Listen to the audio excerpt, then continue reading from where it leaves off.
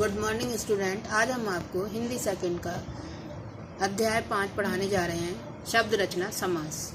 समास शब्द शब्दों का समुच्चय संक्षिप्त करने की प्रक्रिया है। इन्हें समासपद या समासिक शब्द भी कहा जाता है। समास के पहले शब्द पूर्व पद तथा दूसरा शब्द उत्तर पद कहलाता है। इस आधार पर समास को इस प्रकार परिभाषित किया जा सकता है: दो या दो से अधिक शब्दों के मेल से नया शब्द बनाने की प्रक्रिया को समास कहते हैं। जैसे कमल नयन, कमल नयन।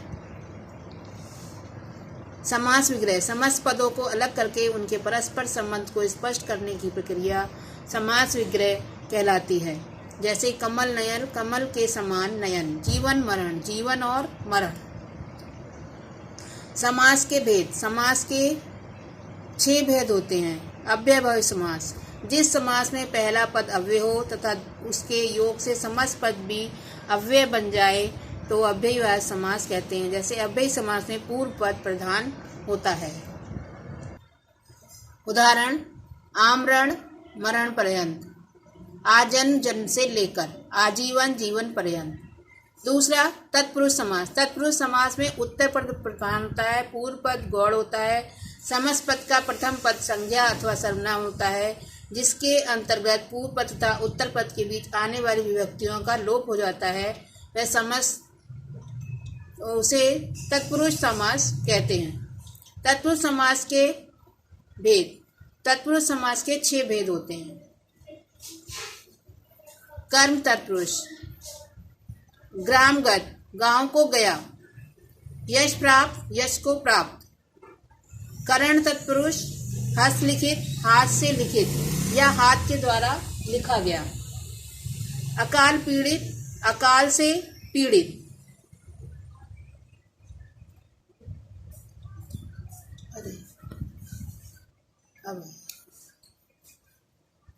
कर्मधारय समास, जिस समास में पहला पद विशेषण दूसरा पद विशेषण का विशेष होता है अथवा पूर्व पद और उत्तर पद में उपमान और उपमेय का संबंध होता है, उसे कर्मधारय समास कहते हैं।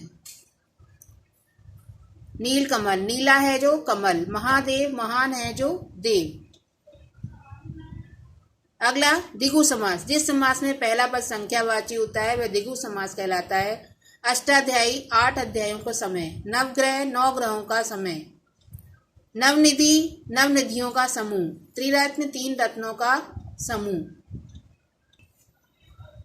अगला द्वंद्व समास, जिस समास में दोनों पद समान रूप से प्रधान हो, दोनों शब्द तथा और या अथवा बोधकों से ना जुड़कर योजक चिन्ह से जुड़े हों, उसे द्वंद्व समास कहते हैं। जैसे सुख दुख, सुख और दुख।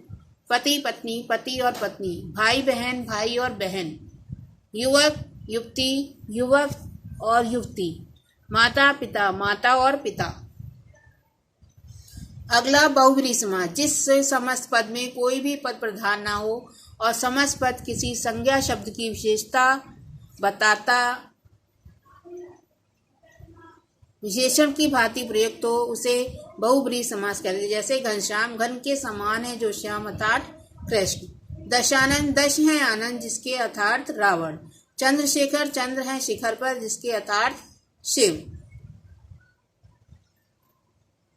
अब कर्मधारय और बहुब्रीहि समास में अंतर। कुछ समासिक शब्द कर्मधारय बहुब्रीहि दोनों समासों में पाए जाते हैं। इन दोनों का अंतर समझने के लिए इनमें विग्रह को समझना आवश्यक है।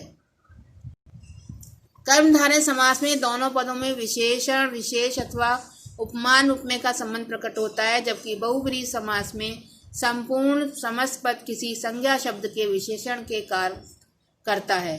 जैसे पंचानन, 5 मुखों वाला। 5 मुख हैं जिसके। नीलकंठ, नीला है जो कंठ। नील है कंठ जिसका शिव। द्विगु और बहुब्रीहि में अंतर। द्विगु समास में पूर्व पद उत्तर पद की संख्या बताता है, जबकि बहुब्रीहि समास में दोनों पद मिलकर किसी अन्य पद का विशेषण होते हैं। चतुर्भुज, 4 भुजाओं का समूह। 4 भुजाएं हैं इसकी अर्थात बहुब्रीहि। त्रिनेत्र, 3 नेत्रों का समय। 3 है नेत्र जिसके अर्थात शिव। संधि और समास में अंतर। संधि में 2 शब्दों के बीच दोनों का मेल होता है और दोनों शब्द एक बन जाते हैं, लेकिन समास में दो संबद्ध पदों को पास पास लाकर एक सार्थक शब्द बनाया जाता है। संधि में विभक्ति या पद का लोप नहीं होता, लेकिन समास में विभक्ति और पद का लोप होता है।